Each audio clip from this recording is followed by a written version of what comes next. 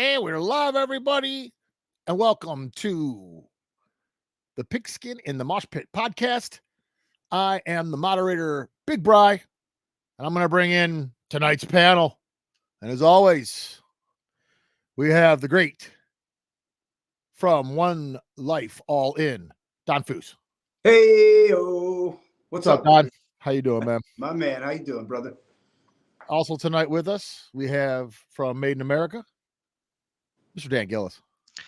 Howdy, y'all. How's it going? Hey. What's up, Dan? DG. Now, if you guys notice, we're not somehow Jeff is in here right now. We don't have no idea where he's at. We haven't heard from him, so we're waiting for him to come knock on the door here. He should pop here up on my screen here anytime. I just have a feeling he will. Yeah. And he'll be joining us. I just have a feeling. Yeah. But anyways, let's get going on without him for now. He'll join us, I'm sure, here shortly. Do want to talk about what happened, the debacle that happened this past Saturday, the one that started at 4:30. And I just think we should just get right into this game and just start talking about it. I mean, that's really what this whole show was really about to begin with. And that game, there's a lot to talk about. So 45-14 was the final scores. We all know Texans whooped the fucking snot out of us. There's no really other way to say it. I mean, you really want to talk about an ass whooping in the NFL. That was what it was. And in every way, shape, and form, too. On every aspect of that game, we had our asses handed to us, even by the referees. I mean, we don't have to harp on that, but in every way, we got beat. And first, I want to just talk about the game. I kind of want to just figure we'll just kind of chronologically go down the road of what kind of happened, because that was the roller coaster ride of that game. At least the first half was a roller coaster ride. The last half was just a straight tunnel drop right into the bottom of the ground, and the whole thing exploded and everyone died. It was pretty bad. So the way I remember the game really is, and it's kind of funny because the game starts, and of course the Browns get the ball first, and the thing about that is all year you could kind of tell how the game was going to go by that first series. It seems like when you look back on things, that first series was indicative of the game, and it didn't go well that first series. It was they didn't do much, had to end up punting. They get the ball, they go right down the field. And it was another thing that was kind of indicative of what the game was going to be like. They went right down the field. It didn't seem like there was much holding them back. But then at the end, we hold them to the field goal, and it seems like, all right, they've gathered it together. Right? What are you guys thinking at that point, right? I mean, that would have been, okay, a little fluky thing going on there, right? I mean, at that point. Yeah, it's I felt like even from the coin toss, losing that, I just thought, man, I hate when we get the ball first. I always like let everybody play their jitters out early, and usually there's a couple punts to start the game that way. And then, once everyone's collected themselves, they had a good pep talk after halftime, getting the ball is great. I think it's important. But anyway, yeah. Our secondary kept getting burned left and right. These receivers were so wide open that there was just people missing their assignments left and right. Hickman, especially, it was pretty bad. Yeah. Terrible. He stayed clean in the pocket too. So, yeah, we couldn't get any pressure on him at all. Miles was a non-factor. I don't know what happened to him. And then Newsome was really disappointing as well. Yeah, damn, very disappointing. Yeah, the whole secondary actually was. Yeah. Yeah, the only one who really showed up was Jeremiah Owusu-Koramoah. Yeah. He was on fire. He looked like Troy Polamalu used to. He kind of did play that way all year, though. I mean, like that was his season. I mean, that dude was like a dart all year. He had a great year. I mean, no doubt about it. That guy was a steal in the draft. But yeah, go ahead, man. I mean, seriously, at that point, I'm thinking it's like, okay. You know what I mean? And Stroud did look good in that first series. Everything. I mean, Houston already was looking, better than I wanted them to. Right. And once we answered their score with a touchdown. It seemed like it was going to be a shootout, especially they scored and then we scored again.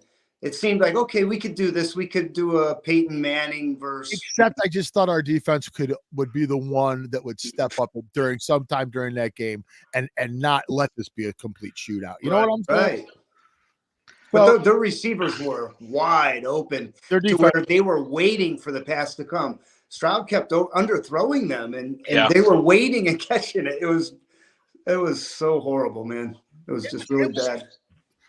I mean, it's hard for me to wrap my head around the whole game, and the way I keep thinking about that game, especially as I watched it, it was as if, like, I know sounds like excuse making, and I'm not.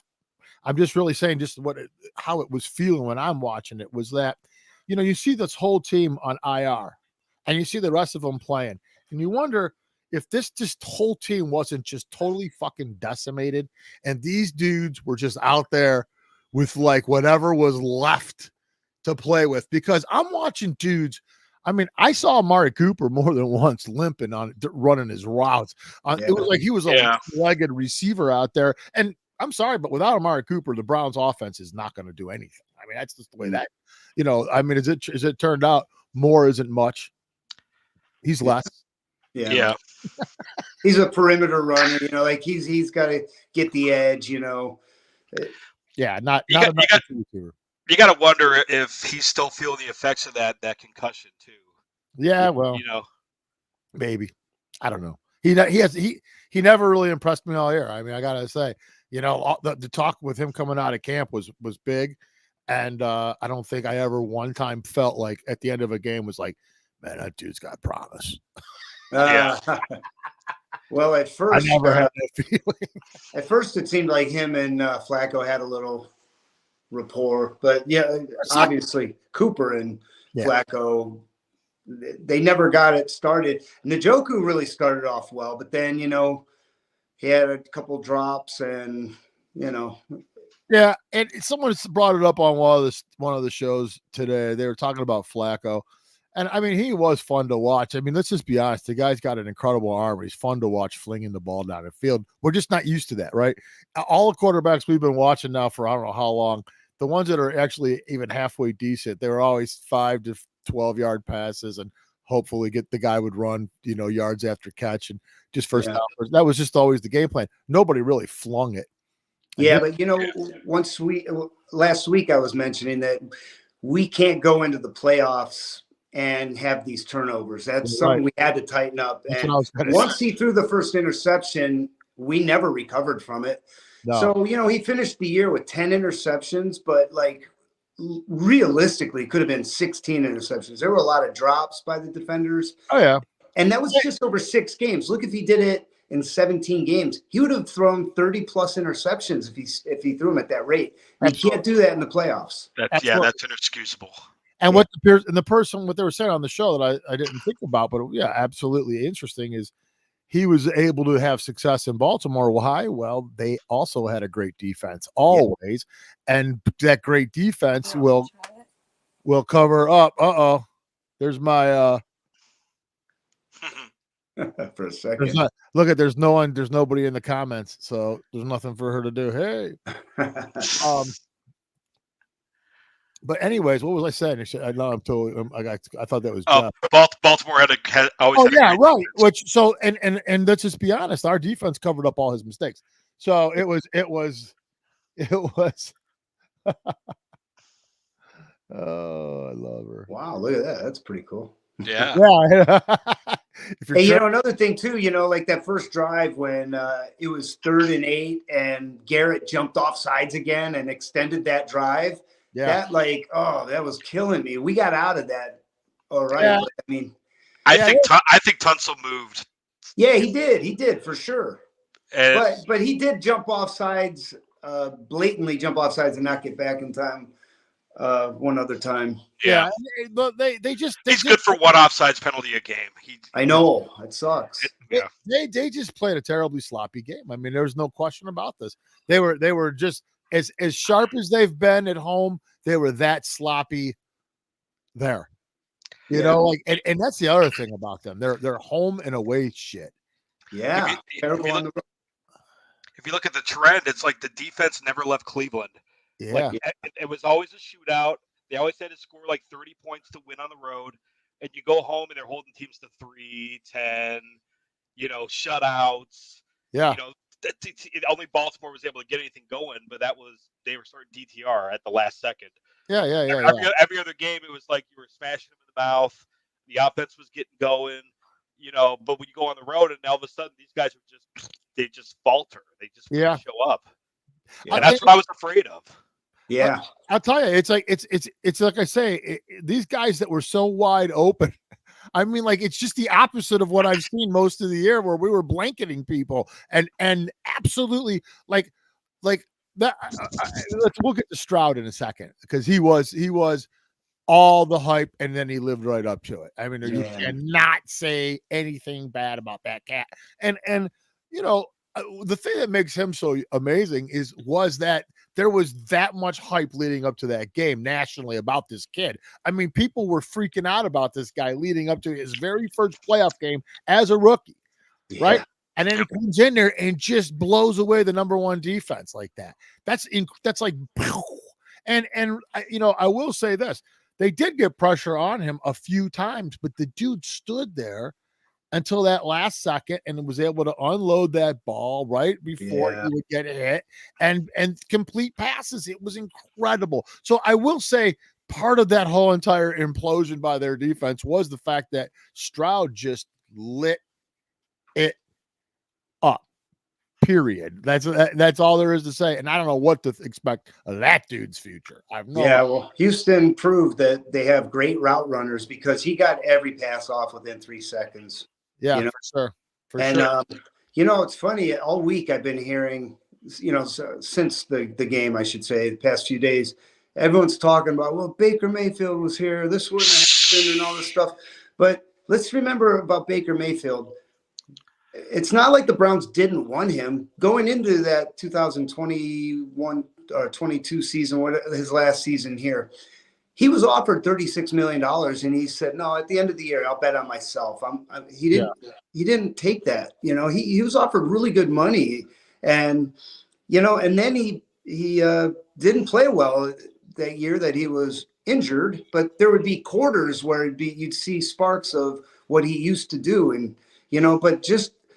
and then he was losing the locker room too towards the end. Odell and everything. So it's like, it was time for him to go. It's not like that was an option for us. Like, he outgrew, he overstayed his welcome. Overstayed his welcome, man. And it's like, we can't sit there and blame the front office. He bet on himself, and he's where he belongs to be now. Well, let's just, you're right. Things run their course, and that's just the end of it. You can't just sit there and always place that guy that was in your team before back into that spot and say, see, let's just be honest. Okay. You're going to have now, you had this whole constituent of people who hated Watson for whatever reason. They hated him going into this whole entire season, basically. And throughout the season, they were constantly the ones trying to point out to you why they were right about not wanting to have, the whole Watson thing. And then all of a sudden, Flacco comes, right? Now, Flacco is their like knight in shining armor. He comes riding in, and everyone can go, see, I told you, all that kind of stuff. That's what a real quarterback looks like. I've heard that a lot. This is what it comes down to. So the season ends the way it does, and they all have to eat a little crow, because part of the reason they lost that game was indeed Joe Flacco. Oh, it was a big part of it. Right. Yeah. So, and bottom line is like, now the season's going to start next year. You just came off a season where you finally made the playoffs. Now, I know there was people who had bigger expectations, but to be honest with you, that's pretty good. Like, we shouldn't even have done that. And to be honest with you, that team looked like a team that shouldn't have been in the playoffs. That team looked like a team that was decimated and should never even have had an 11-win record, but somehow did. Yeah. Somehow did, which is why it's a good thing to be a little excited. This never happens to us. This hasn't happened to us in so long. I can't remember where your team really isn't that good, but yet you're winning in spite of it. That is so what the opposite of what we've always been forever, for as long as we can remember back since Kozar. Seriously, since them years. And so you finally have overcome some of these obstacles, and yet went down ugly Saturday. Don't sugarcoat it. They need to learn from that debacle. No doubt about it. But man, dude, They do got a reason to be a little bit of excitement for next year, and I think Watson's going to be just fine as long as his shoulder is fine. He'll be fine. Yeah. I think we all listen to sports talk radio, and we're all sports junkies here. Yeah. But you hear on sports talk radio lately, everyone's saying the moves that the Browns need to make, and it's like I think what we have is a great solid foundation. It's like rather than make moves, chill out. Let us get healthy. Let Watson get healthy. Let Chubb get healthy. Get our offensive line healthy. And then, we're going to lose Za'Darius for sure. Because, he was a Band-Aid for the year. He's a rental. That's what that other side's always going to be. It's always going to be that. Yeah. So, we'll get somebody to fill that. We got enough money. We don't have much in the salary cap, but they'll restructure deals and make them happen. Plus, we always, if there's one good thing about Haslam, he's got deep mother effing pockets, and he'll spend his money. He doesn't. That part of it you can't say about Haslam. He's not a Dolan. He's not like that guy will spend money. Bastard. Right. And I'll say this also. I don't know how I don't have any insight on this, but you know what? I believe, honest to God, that he was a big part of the reason why they went shopping for Watson to begin with. Oh, 100%. Which started the whole freaking debacle. So if anybody needs to pony up, when it all comes time to, it's that motherfucker. Like, if you want to make it right, all right, dude, you fucked up. So the $240 million, dude, you got to just eat that shit. Yeah. That's one flying. That's yours. Yeah. And I'm not saying Watson's a mistake. That's not what I'm saying. I'm just saying that was a big deal. There's a lot we've already lost 2 years. If he could stay healthy next year, Watson, if he could stay healthy, look out, man. Even in our division, man, we're tough. If you win we should have had 12 wins. We should have had 12 wins. Yeah, we put our JV team in against the Cincinnati Bengals, which whatever. But we know what we have, and we should have won a couple of more games actually. But Seattle won. Yeah, Seattle for sure. Yep. Let me ask you guys this, and I think I know the answer, but because it's kind of a stupid question. But if you win one Super Bowl in the next 3 years, that's worth $240 million or 230. I think it's 230. Is that worth $230 million now? Is it all of a sudden like 100%? Right, it is, right? 100%. And and any talk about this being the worst trade since Herschel Walker goes out the window. Yeah, right. You got him. You got Deshaun Watson for one reason: to bring a championship to Cleveland, to win you football games. Yeah. To make you a factor in January, February. Turn the offense into something good. That's what he's here for. And if he delivers on that, then all the haters can shut the fuck up and go on your Baker cruise and do what you got to do. And that's about it. And I just sit back and I listen to all this, especially now that Baker won that stupid game. Yeah. It's like, look what he would have done, and blah, blah, blah. I'm like, the defense gave 45 points. Baker wouldn't have mattered. Yeah, right.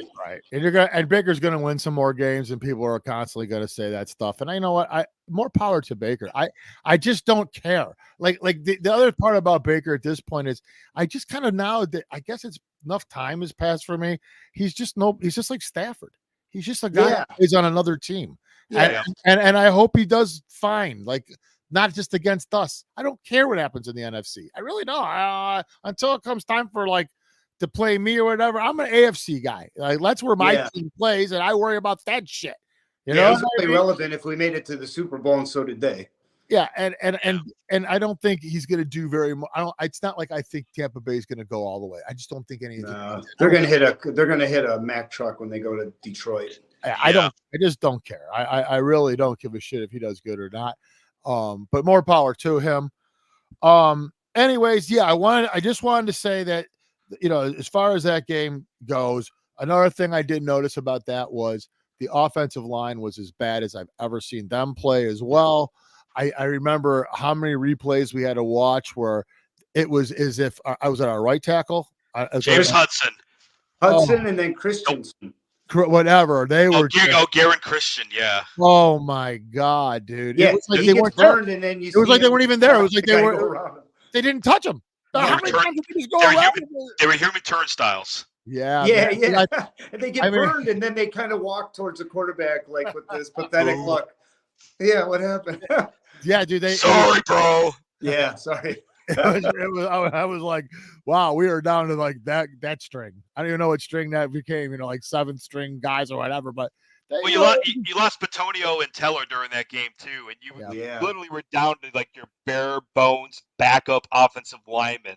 Yeah, and I think up until that point, I think Stefanski did a really good job of creating protection for Flacco. Yeah, he was creating protection every game. I mean, you could see the creative stuff he was doing to get that pocket. He'd keep that tight end in, and he was able to do things where, and Flacco was basically unscathed all them games. I mean, he was able to stand in there and wing that ball around. Not Saturday. That dude was running for his life, man. He was like, oh man. And that was why at the end, I think he was just like, yeah, I don't think I'm going to come back here. I think I'm done. Yeah, and let us not forget that his interceptions were pick sixes too. Oh, yeah. That's like, boom, back. He gave him 14 points. Boom, like in minutes. Yeah. Not just a couple minutes. That's just like taking the air straight out of your cells. You're done. Yeah, absolutely. Can't do that. Just can't do that in playoffs. No, man. No. If Deshaun Watson would have thrown those interceptions, you better believe they'd all be out with torches and pitchforks and blah, blah, blah, blah. But the Flacco does it, and I just, we got to, be happy that we do got to be happy he got us there. But, he was a big game quarterback. He failed in the biggest moment of the game. Yeah. We were still. Don't get me wrong. I love the dude. He was fun. I do too. Hell. Yeah, he was fun as hell. I didn't think I was gonna. When they told me Flacco was coming, I'm thinking Flacco. Fuck that dude. Like, he said. I mean, on the airplane. Yeah, dude, that's almost like Roethlisberger. I mean, it wasn't really that far off. It was just a little different. I mean, look at their records. They're both just destroyed us. Yeah. Forever. And so that dude comes waltzing in, and I was like, I don't know about this, but I ended up loving the dude. He was a lot of fun to watch. It turned into a lot of fun this year. It shouldn't have been that much fun, but it was. And there's a lot of reason. Now I see Fedor up here. He puts up there that there's 25 free agents after this season. I can list them off for you. I got it right here. Yeah, go ahead. Okay, we got Flacco, PJ Walker, Driscoll, Kareem Hunt, Grant, Goodwin, Prochet, Harrison Bryant, Garen Christian, Michael Dunn, Shelby Harris, Zadarius Smith, Sam Kamara, who else? Maurice Hurst, Nick Harris, Elliott, Walker, the other Walker, the linebacker, Anthony Walker, Taki, Adams, Kanashik, whoever the fuck that guy is, Jacob Phillips, Mike Ford, Rodney McLeod, Harmon, and Corey Bajorquez. Those are your free agents. You gotta re-sign Bajorquez. You gotta resign Bajorquez. I like Prochet returning. Yeah, but he's one of them dudes. Yeah, he's good, but he's replaceable easily. Who's that, Prochet? Yeah, he is. I liked him after seeing Donovan Peoples-Jones catch a ball and stutter step and get plowed every time. It was nice to see somebody run forward. Yeah, and I like Hudson. I like Dunn.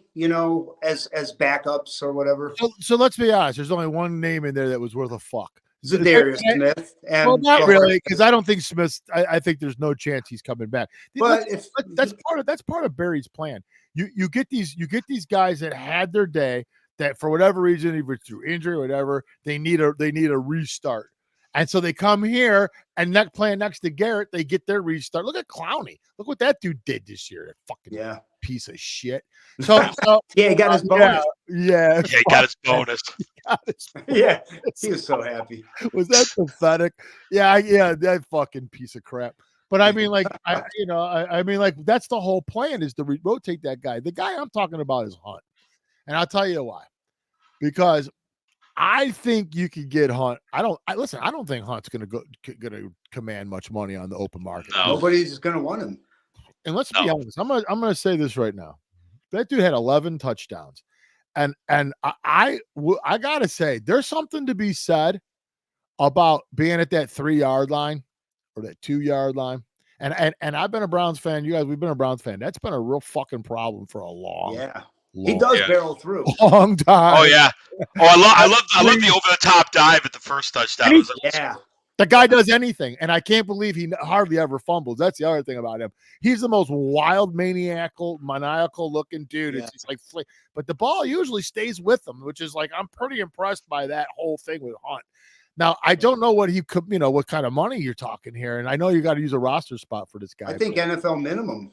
I think if you incentive laden contract. I think if you can get him for the right money, I think this guy's actually pretty valuable on a team like this, on a championship type team where you get a lot of drives down to the 2s and 3s, and then you got to just punch it in with this fucking dude. I think that's I like the signing a Hunt if you can get him for the right price, right? In fantasy football parlance, he's the classic TD vulture. Yeah, dude, you can get points with this guy too. Yeah. The short order. Another round you can draft. You're 3rd and 1, 4th and 1. Give him the ball. You're on the goal line. He punches it in. Yeah, like you said. And every team needs that guy. He used to be a fullback on every team, but now you got that guy that just hustles and dives over the top, finds a hole and just shoots the gap. And that's him. Yeah. Well, and I'd love to have him back. I would. Yeah, I do too. I think he's like a form of like energy for that team too. Like they rally around him. He's just one of them dudes. They have a lot of them dudes right now, and I don't think he's a great locker room guy. Oh yeah, and then they get tell the guys respect him. Chubb loves him. Yeah, all the quarterbacks love him. He's plus he's a winner.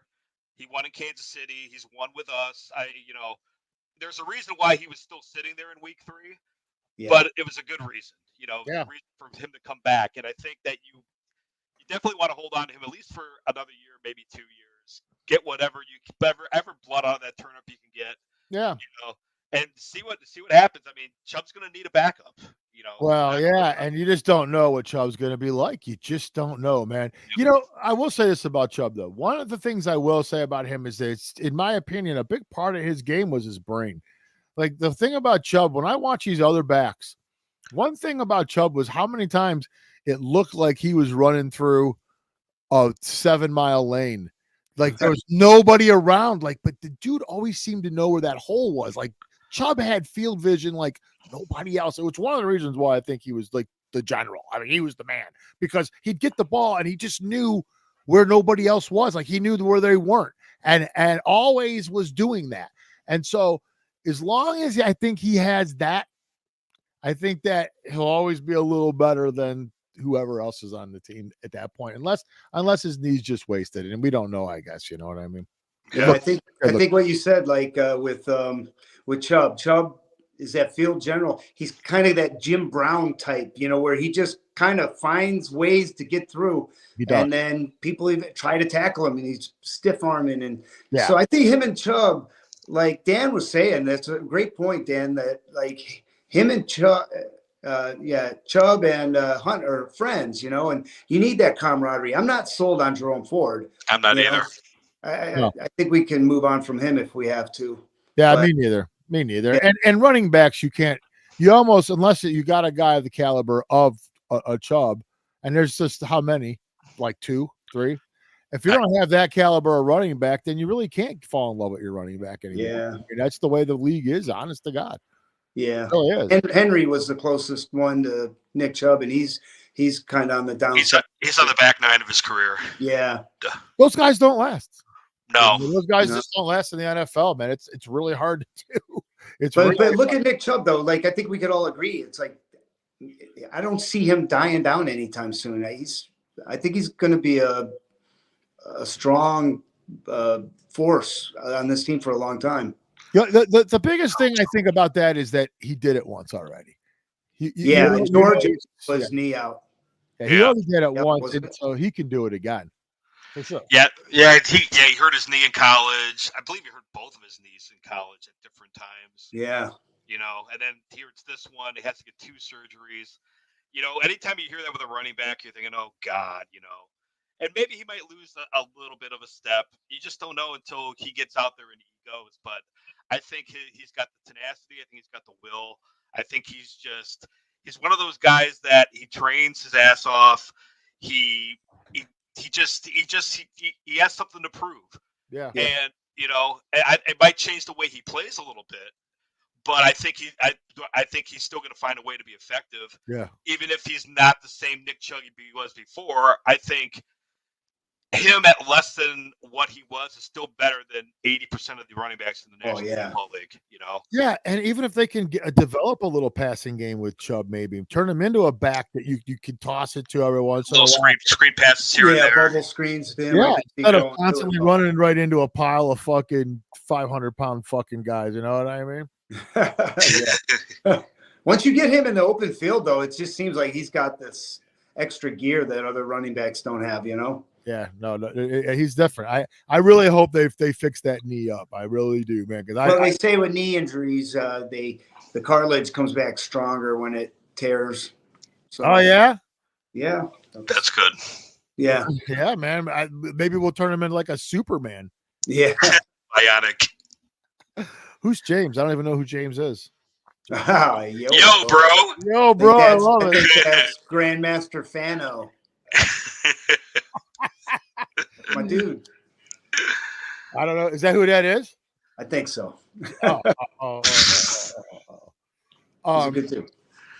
So yeah. So one thing I was hearing on the radio today was people are now really giving the Garrett thing hell. Like, Garrett this, Garrett that. He didn't show up. What happened to him in the last 6 games? He had 1 sack. Blah blah blah blah.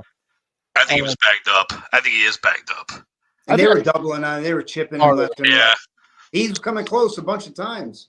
Getting away with holding up every play, The holding thing, that I got to say, that played a little bit of part of it. I was watching that, even this Houston game. I mean, it was pretty funny, man. It was like, it was pretty funny. I mean, like, they were just like literally like the way they were holding is hilarious.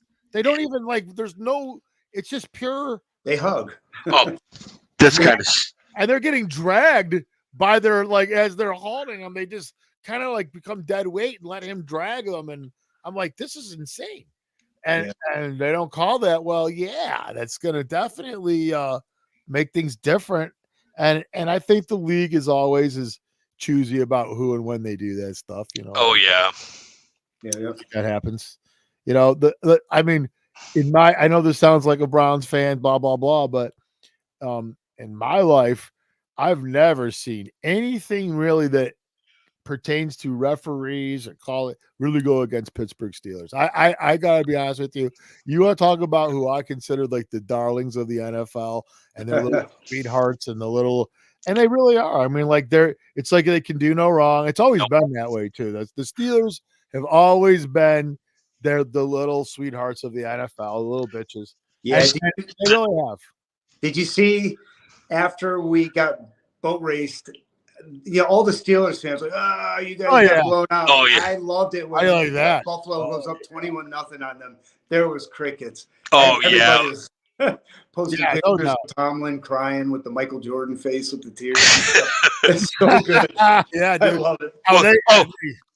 George Pickens after the game goes, it's hard when you're playing 11 on 18. I'm like, dude, shut the fuck up. Dude, cry me a fucking river. I tell you what, they are the worst fucking losers. That's it. Now there's a team that just has no clue how to lose. They have no idea how to lose, and they're so sore when they have a winning season. I hope they pass on a quarterback this year too. Oh, I hope so. I hope they fire Tomlin. I hope they stick with their quarter. I hope they just absolutely annihilate that team. Everybody's bitching about Tomlin again. I'm like, do it. Let him go. Let him go. Let him go. Let him go to the NFC. Yep. Yeah. Get rid of that guy. Yeah. Oh my God. Wouldn't that be great if they and John can go coach with his brother Jim. That can go as the San Diego. He's already the Harbaugh duo. They can go together. Like it'd be like a 2-headed head coaching, like just duo. He already interviewed at San Diego Chargers. Yeah. Oh yeah, man. That's great. I can't believe that I never thought that he would have taken an interview because, you know, he's got all these committed players at Michigan. They're probably like, why is our coach like off doing interviews? He promised me he was going to be here for 3 years. That's a two-part story. The one part is he's going, he reported going to make more money, so they'll. The other part is he's currently renegotiating his contract with Michigan. And that's what he did last time. So those are also leveraging things that these guys do. Well, you see what he's trying to work into his language if he resigns with Michigan? Protection against firing. If they find more sanctions against him. I'm like, dude. And you went on national television last week. Oh, we're innocent. We're innocent. Bullshit. You're not innocent. Well, I think they've already kind of proven that they're not innocent. I mean, there's enough evidence to do these suspensions. They're not handing out these suspensions because there's no evidence. There was plenty of evidence of it. Yeah. They were doing it. Oh, there's total evidence. And you know what? Here's what I just can't stand. And it just drives me crazy. Oh, that's not a big deal. That's not a big deal. I mean, everyone does. Really can't really. I mean, I get it, but it's not a big deal.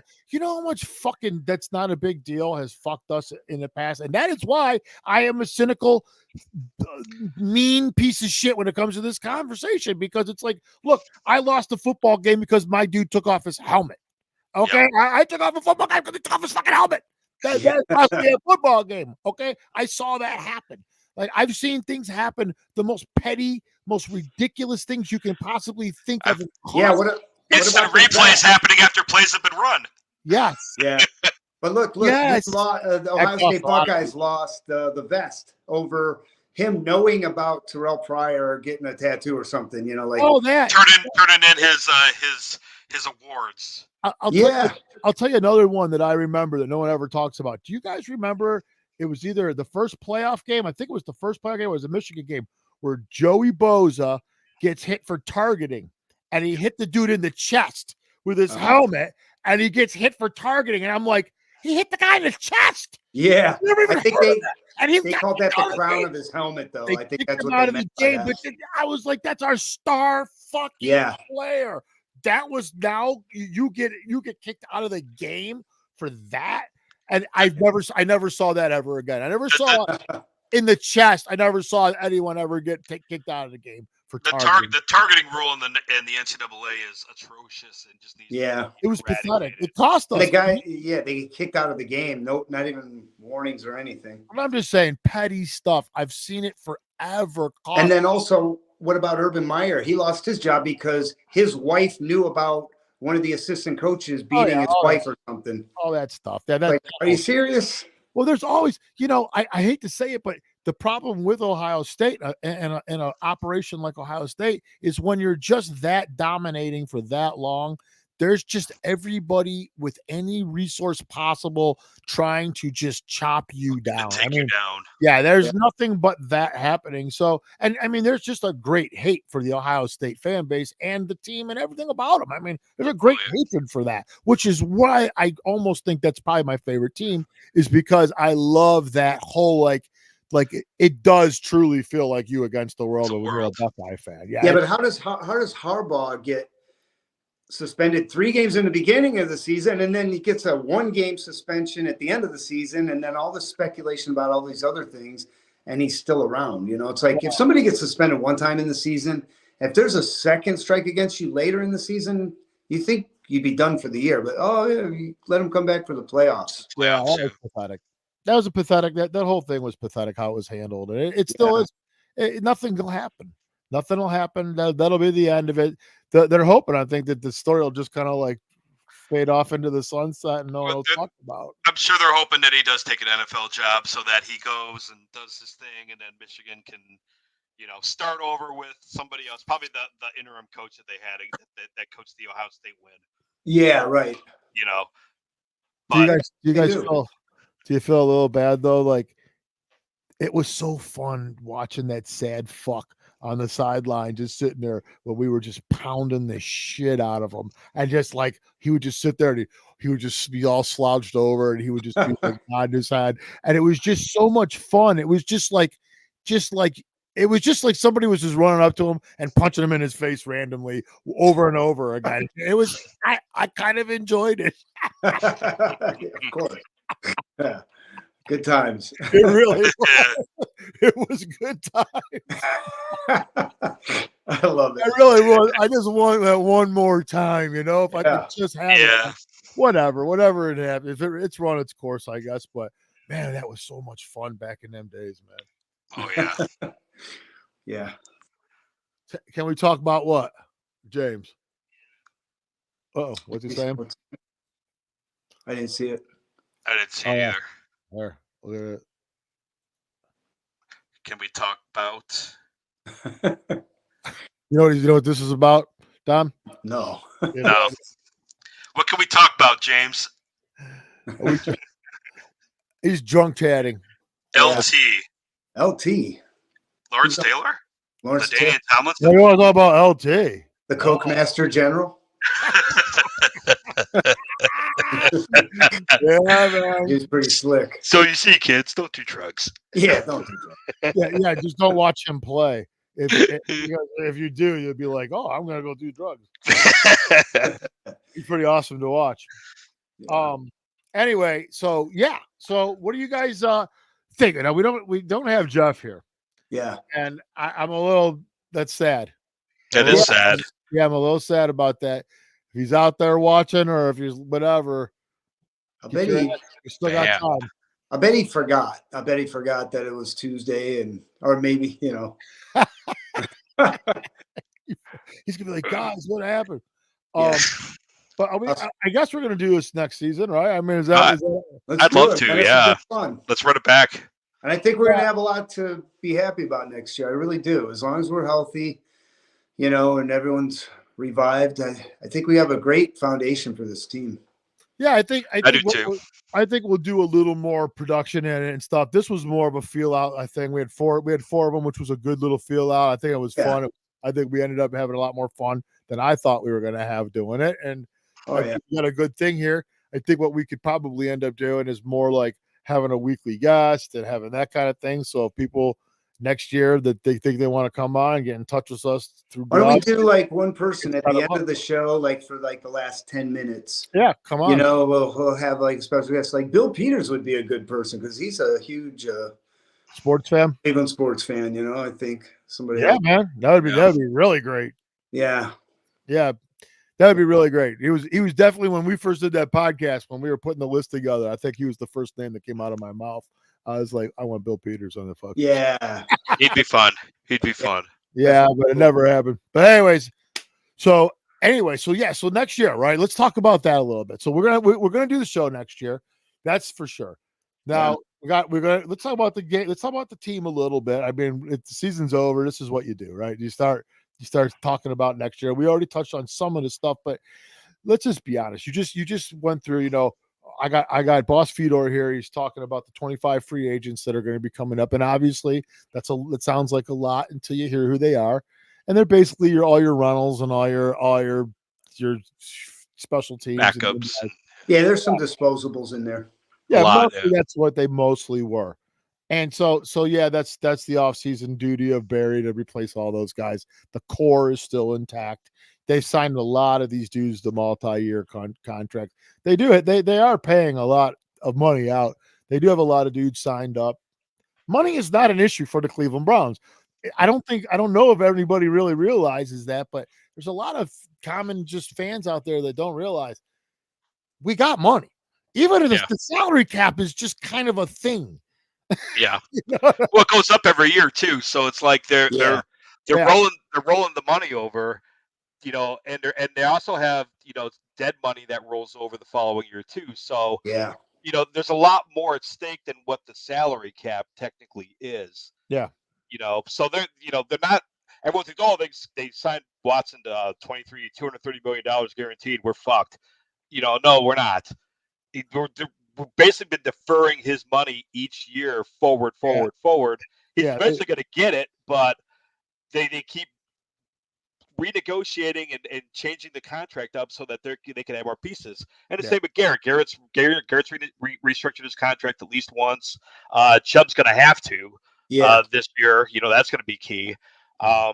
You know, once some of these guys, move their money around, Ward's renegotiated once already. I think Cooper's renegotiated last year. So these guys, they know what it takes. They know that they have to set some money aside in order to bring in more pieces to help them. Yeah. And we saw that this year. This year was a perfect example, of what they were to bring in on defense and how it transformed it to, by and large, one of the top units in the league until the playoffs. But tis what it is, and I think they can. I think that they can do that again. People just aren't really. They're short-sighted. They're not looking. They don't see the forest for the trees. They think, oh, we're going to be in salary cap hell for the next 5 years with this moron. That's their words. Yeah. I don't call him a moron. I think he's great. But but it's like, when you try to explain it to them, they don't want to hear it. They don't. It's a foreign concept that goes over their heads. But Andrew Barry he doesn't get as much credit as he should, because he's so good at manipulating the cap and moving the pieces around and bringing it out. He does whatever it takes to make the team better, and he's going to be tasked to do it again. But we saw it on the fly this year, and I think there's going to be some surprises. I think we're going to see some more quality free agents. Hopefully he hits on some of the draft picks like we've hit, the last couple of years, and the window is still open. Yeah. Sure. You know what? Why don't we remember? We got to remember that Dorsey used to screw up our budget, because he would spend and then he, screw the whole team. So we got to remember that Stefanski and Barry, they're analytical people. They come from like the school of Moneyball, like the Oakland Athletics, back when Billy Bean. Yeah, Billy Bean. So they understand how to structure and find talent where people usually don't see the talent. They see, like in the Moneyball situation, hey, we're getting bases and runs. We're not getting the flash, So if we're finding great talent in small places and definitely getting the I think more than anything, we're finding the chemistry too. Oh yeah, right. Guys that seem to play well together, which is a blue collar, tough, hard nose guys that have each other's back. Yep. Yeah, that whole thing. They you know what? Say what you want about Stefanski, but God, did they preach Stefanski all year? Like I never saw anything like that here. It was crazy, actually. It was neat. It was it was another part of the whole thing that I found, to be like unique to the Browns, especially in recent times. And so this offseason, you were talking about free agency, we talk about the draft. What do you think is the number one need right now for the Cleveland Browns? I mean, obviously there's a lot of great players coming back.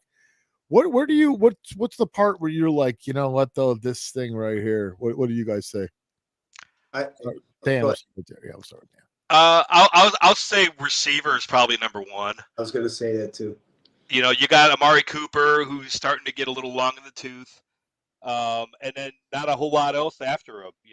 Elijah Moore didn't deliver like we thought he would when he was traded for. Marquise Goodwin was a non-factor.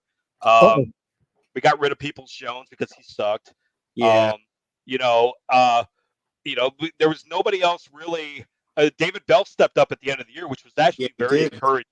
It was good to see him, step up, make some nice catches, score a few touchdowns. That was great. But can he carry that over in the next year? That's the biggest thing. Up until this point, he's pretty much been looked at as an afterthought, like a horrible pick. So you can't count on him as your number two. You got to look at him as a depth piece. You got to find that complementary other receiver to go along with Amari, and that and then hope that Njoku still builds off of what he did. And then offensive line, I think, our depth was sorely tested this year. Yeah. With a $240 million commodity, you have to shore up that offensive line. You got to be deep there. And then also with, like you were saying, I think also our secondary, the way they're going down, Ward's always hurt whenever he gets a hangnail. He's out for 6 weeks, and then Newsom and Delpit, they're getting hurt all the time too. So it's like we got a lot of number ones though invested in that secondary. It's kind of like what you're saying is true, and then it's kind of like, man, a lot of invested into that secondary right now. And I agree with the receiver thing 100%. Though I think that's the most glaring. I think that you just can't put everything on Cooper. I think it's proven that the guy will break down by the end of the year. I think that you're right. Elijah Moore is nowhere near a number 2 guy. I think Bell also has so far kind of failed on that account. The problem I have with this is that I just is as good as Barry has done, and as good as I don't trust him drafting wide receivers. I don't think they've done very well on that. Actually, before Barry and we've never really done well on the wide receiver front. It's been a long time. Let's just say that. And so drafting one, I'm a little bit leery about versus maybe trying to go out and get another veteran, maybe something like that. But yeah, there's going to be a lot of free agents open, and whatever. I don't know what else you do though. I mean, like that's really the most important thing. The offensive line, yeah, but dude, they went deep onto the offensive line this year. I mean, they really did. They just kept all getting hurt. Like it was just the craziest thing. I mean, like it was the craziest season, man. It really was. But I'll tell you what, that again, I'm going to say it. That last game, it looked like a bunch of 3rd and 4th stringers. Oh yeah. Hey, you know what I think? We all said wide receiver. I agree with that as well. So, like, what type of wide receiver would you guys like to get? I think we need somebody long, like a Randy Moss or a Plaxico Burress type that goes up and gets those high balls. Yeah.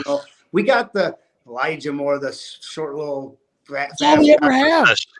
Cooper's the route runner. He gets open. He's not the fastest, but he finds a way to get open. We got that guy, and Cooper proves what a big, tall, strong fucking wide receiver does no matter what. Them dudes can go up and just rip the ball away. And that's how many times has Cooper just won the ball? Oh, yeah. A lot. Yeah, he wins it. Them quarterbacks, especially Flacco, once Flacco got in there, Flacco was like, dude, I'm just throwing the ball your way. and that was the game plan. And so it was like, and we've watched other teams do it to us forever, where they're just throwing to their receivers and winning them battles against us because we've had these smaller DBs for a long time, just like wide receivers. We always get these little dudes, and I don't understand that. They go for speed. A lot of times comes in a smaller package, but I just don't. I think you're right. I think we need tall, fast, guys with hands, big hands. Yeah, that's what we need. Guys who can catch the ball 8 out of 9 times is thrown to them. And I don't even care if you can streak down the field and beat everybody like that. That's not as important to me as somebody who can get open and catch a 25-yard pass or a 20-yard pass with a slant route or across the middle or down and out, something more like that, and catch. That's kind of what Cooper is. That's kind of what Cooper is right now. I don't mind another Cooper. Give me a clone of that dude. I'm fine with that. Yep. Or almost that good. You know what I mean? A guy who's almost like that. Who's more of a number 2 guy. We already had the Schwartz, the little fast guy with no hands. That guy was garbage. I'm done with that. That was a wasted draft pick there, 3rd rounder. Yep. Oh, I'm done with that shit. I'm done with that. For sure. So, let me ask you guys this now. Do you guys ever go down to the games anymore? I went to 3 games. No, I went to 2 games this year. Did you get to go down there this year? I mean, I haven't been down. I haven't gone down there for a couple of years, man. I prefer watching it on TV because I could see everything. I love listening to the commentary, and it's just. I have gotten that way also. When you're at the stadium and there's a run up the middle, you have to wait to hear if they got a first down or not. You can't see what's going on. Yeah, it's true. I was a season ticket holder from 2010 to 2014, and by the end of 2014, I was ready to be done. And after dealing with the lines to go to the bathroom and the $10 beers and the tailgating and the line to get in and the pat downs and having the asshole behind you, hey, can you sit down? Like, dude, we're at a fucking Browns game. I paid $80 for this seat. I'm gonna stand the fuck up. Get the fuck out of here. Yeah. You know, now it's like I don't have a line in my bathroom. My beer's free. Yeah, man. I can sit back in my chair like this. I can cuss and Call call the the person whatever I want to call them, and not worry about offending the person next to me. You know? Yeah. Yeah, I love it. You get real food. Yeah, 100%. So what do you guys think, man? Rest of the year, you guys Super Bowl. Who is it? I'm gonna go first on this one real quick. There's Jeff. Oh, he made it. Come on, dude. Morning, Jeff. You can still come on. Oh, come on. Sorry, Mr. Man. Guys, I just hit home from work. Go Browns. Yeah. Woo, woo, woo, woo. Jefferson, nothing. My man.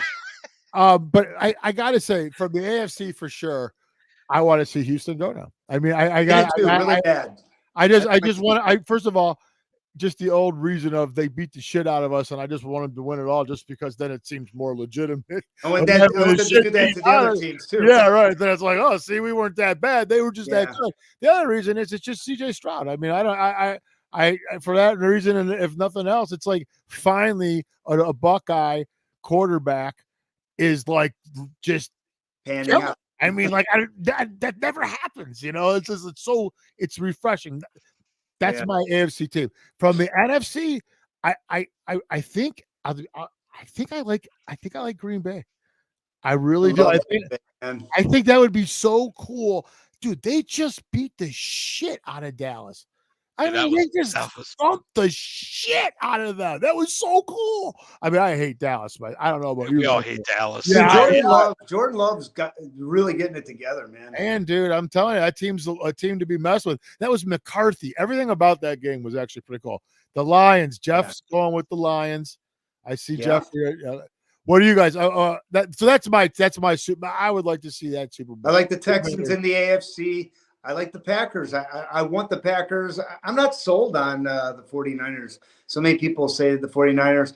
You know, the Lions D is like tough, man. And I'll tell you what, Jared Goff, man, he's something else. Like, yeah, he's just stepped up. He's coming to his own. And it would be nice to see Detroit win after this drought from would it though? Would it?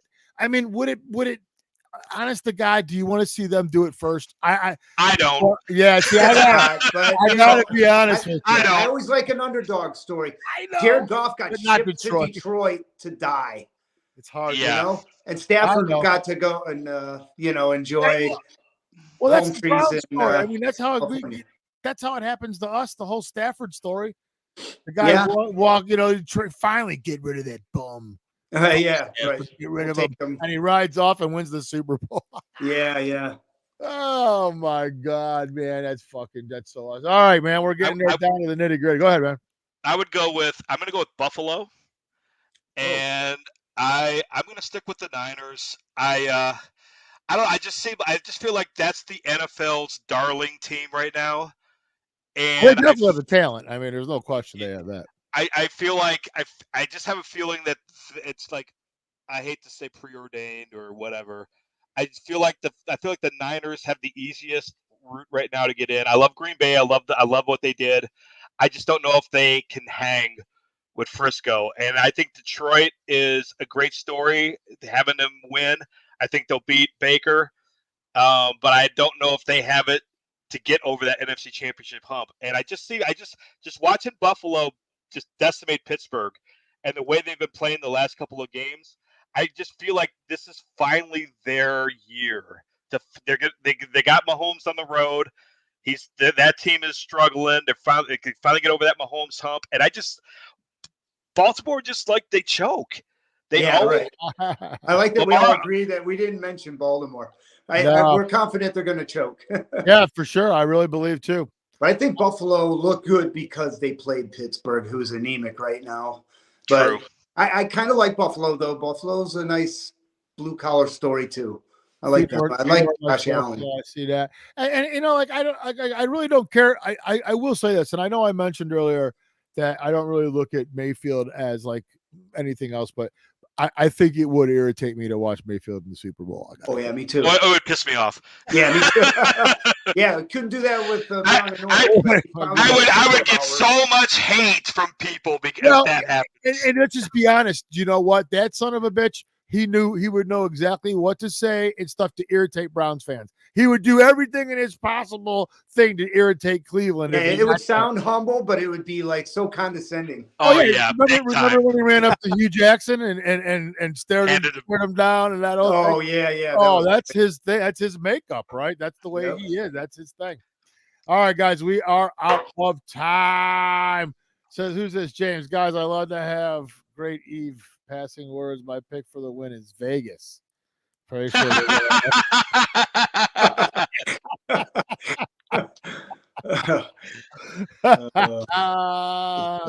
look at Jeff's trying to get on the show now. Jeff, you should have just popped on. I told you I'd have popped you on. All right, we're done. All right, guys, that's it for this season. We'll once we start getting ready to roll, we'll put out a bunch of stuff for everybody that we're about to go back on. I have no idea when we're going to do it. It'll probably be during the whole camp though, and all that stuff. We'll start talking. Maybe a pre-draft show. Oh, a draft show. I've done. I like that. That's a good. I idea. actually did a draft show once. I did a draft show once. We don't have a first. Yeah, during the draft, it's fun. Actually, I've done them. They're actually fun. I love draft. Actually, maybe we'll go to a bar. Maybe we'll go to some bar or something and do one. That's what I did last time, and it was a lot of fun. We give away prizes and shit. It was fun. All right, whatever. We'll talk about all that. All right, guys. Thanks, man. It's been fun, guys. Fun year. Go Browns. Look forward to next year. Yeah, everybody out It's been an honor and a pleasure, guys. Thank you for having me. This was awesome. Hey, man, we'll do it again. It's been a lot of fun. All right, guys. See you guys. Later. Later.